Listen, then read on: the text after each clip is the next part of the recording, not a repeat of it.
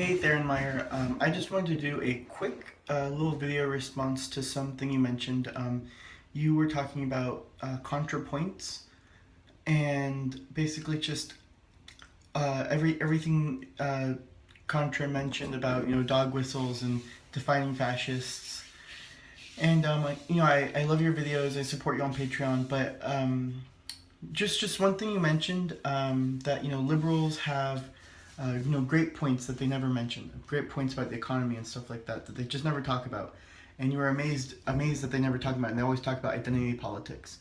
And a huge reason for this is that these theories that most leftists have on the economy and about labor actually don't work at all in reality. Like they might maybe sound good on paper, and maybe it like kind of works out when you think it through, but in reality it doesn't make any sense.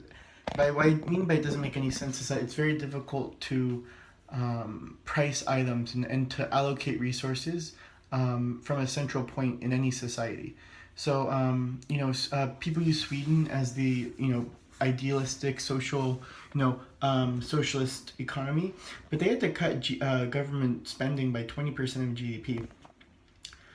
I would love if we could cut government spending by 20% of GDP in the United States, but we really couldn't because government spending is only like 19.5% of GDP in the United States.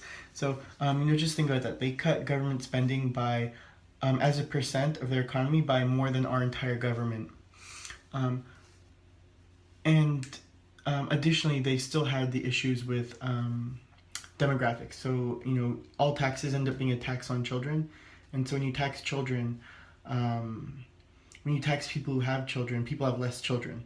And so, you have all these old people, not enough young people to, keep building the roads and, keep building houses. So what happens, you have to import a lot of migrants, and that's their current problem they're facing, how we assimilate all these migrants. Whereas if they just had, lower taxes, they could have just had the babies, 20 years ago. Besides that, China accidentally starved 70 million people. And just think about it, about 100 years ago, there's only 70 million people in the United States, or maybe 90 million people in the United States. That's a whole United States worth of people they starved over the course of Mao's reign. And a big reason for this was, Mao was getting all these numbers about grain production and, food and resource allocation on paper. But it wasn't real. None of it was real, and people were just starving. And if you spoke up, and you made your your manager, who was one level up, if you made them look bad, they would kill you, and probably your family too. Your family would just disappear as well. So no one said anything. Everyone, every level of the way, people exaggerated what the production actually was, and so Mao, maybe he knew about it, and maybe he was okay with just letting millions, tens of millions of his own people starve to death. But a lot of people argue that he actually just didn't know. Kind of the same way that in the Vietnam War, the United States, everyone exaggerated the number of casualties. So the president himself thought we were making a lot more progress in the Vietnam War than we were actually making. The last best example is the USSR, which completely fabricated their numbers as far as concrete production, as far as their technology, their manufacturing plants. People in the U.S. thought that Russia would take over, that they would have such fast economic growth for so long that they would overtake the United States. It's ridiculous. They had to fake the numbers to show any economic growth, and a lot of their sectors, a lot of their manufactured goods were actually negative GDP. It actually cost more to produce like a tractor in the Soviet Union than that tractor was actually able to produce over the course of its life working in a field. It's ridiculous how inefficient central planning is, and how incorrect so much of these ideas leftists have about labor. And it's always good to talk about Marx, because the left really is kind of stuck on Marx, and they maybe add a footnote here and a footnote there, but there's not a whole lot of new ideas as far as economics are concerned. You start with kind of Marx, who kind of synthesized everything, and that's really the best they have. And Marx said a lot of things about capitalism. A lot of like critiques which may seem fair from today's standard, but his solutions actually were completely miserable. He thought, like, people were trying his ideas out and socialist ideas out while he was alive.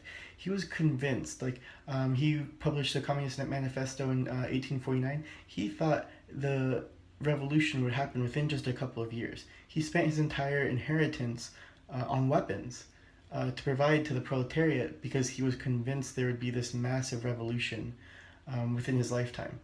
Um, he was completely wrong on every solution he ever mentioned, and even all of his predicaments. He predicted wages would decrease over time.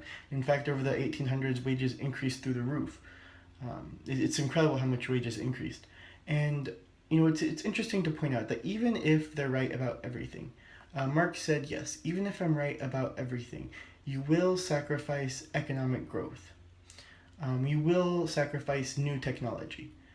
You won't get any new inventions because capitalism is what drives new inventions throughout all of human history. He acknowledges this, that even if his ideas worked out, as well as he hopes they would, no new technology. So what does no new technology mean? So that means in 1849 we would have no automobiles, no penicillin, no this, no that, no cars, no trains, no trips to the moon.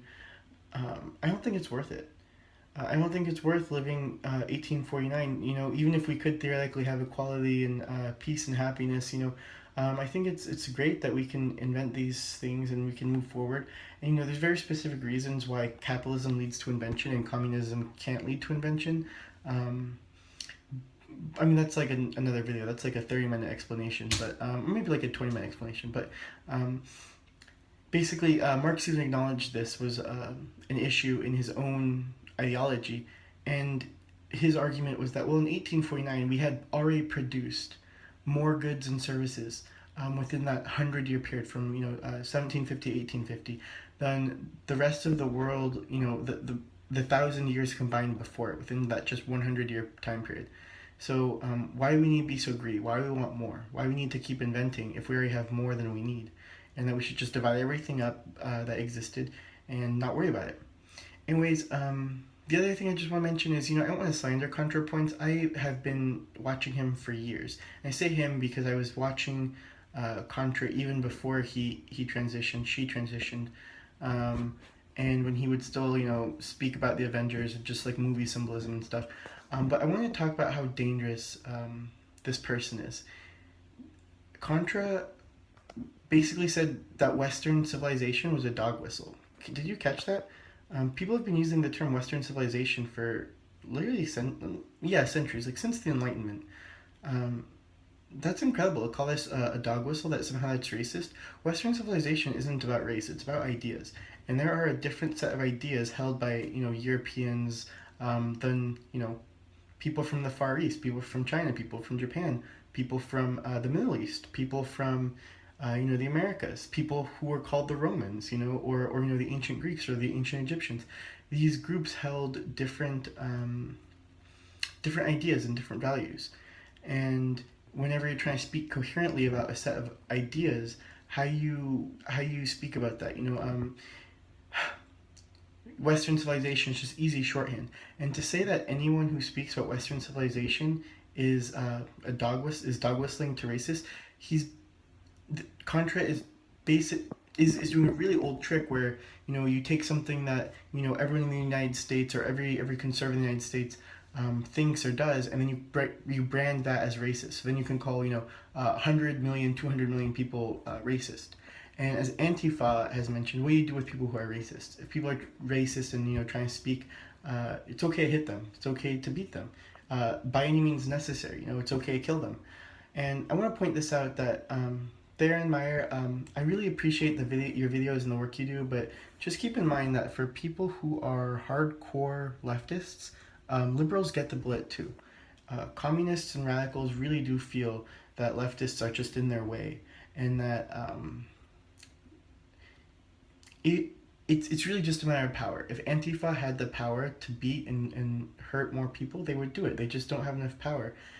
And these people are not your friends. They might say they're your friends. They might try and be goody two shoes with you right now while y'all are both working in the same direction. But there's gonna come a point where a leftist goes further than you, and you are gonna be the new conservative, Theryn Meyer.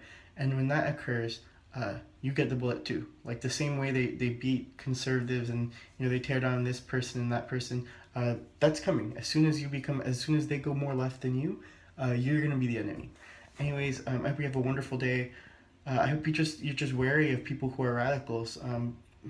Radical ideology a lot of the times forgets nuance. Doesn't leave room for human error, just human life, human growth.